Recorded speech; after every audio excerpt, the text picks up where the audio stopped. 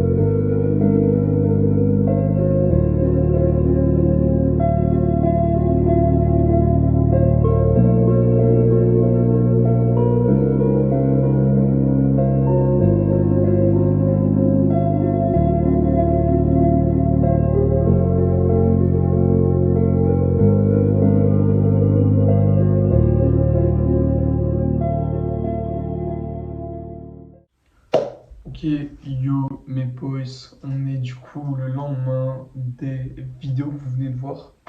Parce que je suis rentré chez moi, il était très tard. J'étais fatigué, j'ai mangé, j'ai été me coucher parce que j'étais mort. Là j'ai déjà monté du coup toute la première partie de la vidéo. Et du coup ici on va faire le débrief ensemble. Comme vous avez pu le voir, le physique est grave bien. Honnêtement ça a avancé de ouf, je suis super content. On voit vraiment que ça commence à payer, on va dire. Ici, on a fait le topo du coup ce matin avec Tom.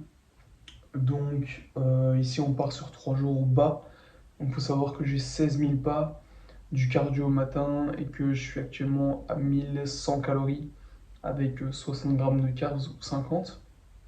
Donc ici, on part 3 jours comme ça. On a commencé un peu à augmenter l'eau.